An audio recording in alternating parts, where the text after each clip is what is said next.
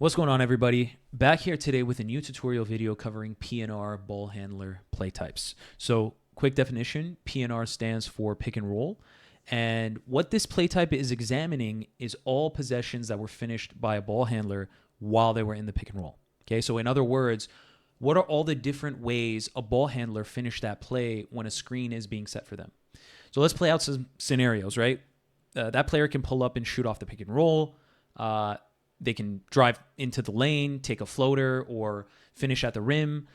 It can also include possessions where the ball handler shoots before even dribbling off the screen, as well as when he denies the ball screen and dribbles away from the pick, right? So let's use an example. If DeAndre Ayton is about to come up and set a screen for Luka Doncic, and Luka rejects the pick by driving the opposite way and pulling up for a shot, that is also considered a play under the pick and roll ball handler play type, okay?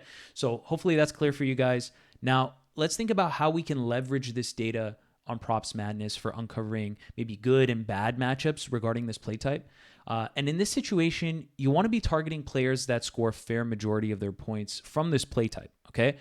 You want to see how they perform against, teams that either defend this play type really well or maybe very poorly.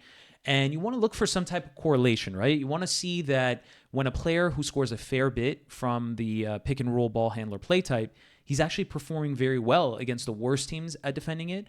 Or on the contrary, if a player is performing poorly against the best teams at defending it. So hopefully that makes sense. Now let's go ahead and take a look at an example. We have Andrew Nembhard on the screen here. And if I actually scroll down and take a look at his play type analysis, we'll see that for pick and roll ball handler, he scores 6.5 points per game from that play type, which accounts for about 34% of his play type points, okay? And we can see that he's facing the 76ers this evening, who are ranked 5th worst at defending this play type. So it poses as a pretty good matchup for Nembhard in this situation just by looking at the play type data. Now, as always, there's a lot of different filters on PropsMadness. I encourage you to use them. We don't want to just make one decision based off of one individual aspect, right? PNR Ball Handler is going to be an important one just because, as we've noticed, Nembhard scores a lot from that play type, but it's not the be-all and end-all, okay? So just want to throw that out there. Now, let's take a look at the matchup, okay? So first what we're going to do is we're going to look at Andrew Nembhard's expected minutes for this evening, so around 26 to 36. We're also going to click max to cover the full season, okay? Before we actually use this defense versus pick and roll ball handler play type filter, what we're going to do is we're actually going to look at the teammates section to see who can we maybe remove from some of these games, considering that they will not be playing in this game. So Benedict Mathurin stands out. He's a higher usage player for the Pacers.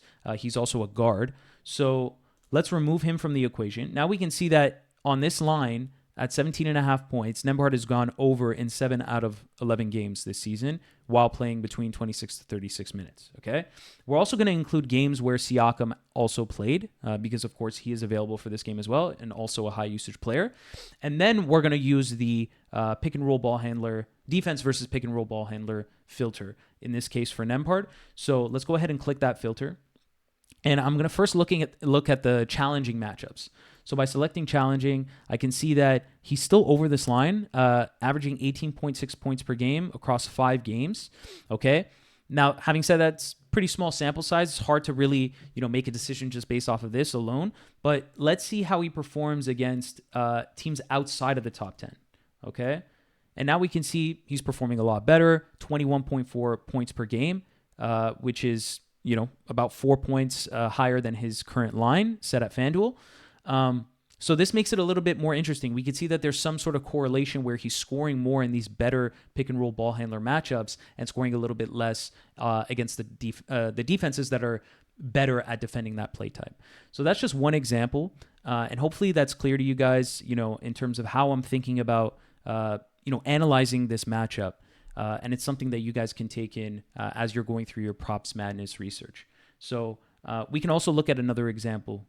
So now we have Cade Cunningham on the screen, and he's facing the Boston Celtics, who are ranked 10th best against his most dominant play type, as we can see here by looking at the play type analysis, which is obviously as we're discussing earlier, the pick and roll ball handler play type. Okay, so he's scoring 9.6 points per game from that play type, which accounts for 32% of his points from all play types. Now, how he performs against a team that is ranked 10th is going to be interesting. So what I'm first going to do is I'm actually going to go to the minutes filter, and I'm going to click expected and click max to cover all performances this year. He's averaging 26.7 points per game and hit above this number at 24.5 in 17 out of 27 games this season. Okay, now let's use the filter for defense versus pick and roll ball handler. We know that the Celtics are ranked 10th. What I'm actually going to do is I'm just going to go to see all teams in the top half of the league at defending this play type and how he performs against them, okay? So we can see that his points per game slightly decreased. If you remember, it was 26.7. Now it's down to 25.9. Still over this line in 9 out of 15 games. And interestingly enough, over in every single game against the Boston Celtics this season, okay? So that's relatively interesting, I guess. Let's take a look on the flip side, see how he performs against teams outside of the top 15, so the bottom half of the league. And he's actually over this number again, 8 out of 12 times. And his points per game average, of course, goes up a little bit to 27.8, which makes sense.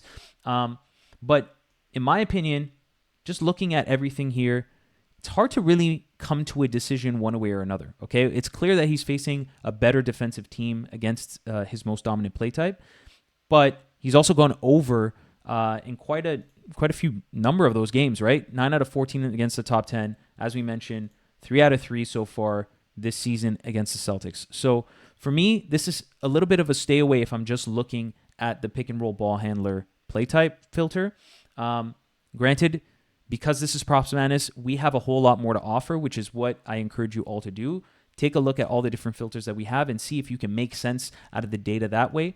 Because even if I scroll down and look at the shot chart, the shot type analysis, I can see that his most dominant shooting zone, Cade Cunningham, is the restricted area, 31% of his points. But the Boston Celtics are the best at defending that. We can also look at the shot type analysis. 51% are coming in the paint, 42% coming against pull-up. And guess what? The Celtics are top 3 at defending both of those shot types, okay? So it's really hard to say one way or another what direction you should lean, but personally, I would stay away just by looking at what I'm looking at. And this is hopefully going to be a good example for you guys to think about, in the future when you're seeing these types of potential matchups. What you want to find, again, is correlation. If a guy is performing worse against the top 10, but performing best against the bottom 10, that's maybe something you want to attack depending on who they're facing, okay? So hopefully, guys, this has been a good tutorial for you to learn and use the pick and roll ball handler play type filter. Let me know in the comments if you have any questions. If you're liking anything that we're posting as far as tutorials go, please give us a like and subscribe. We really appreciate the support, and we'll see you in the next video. Cheers.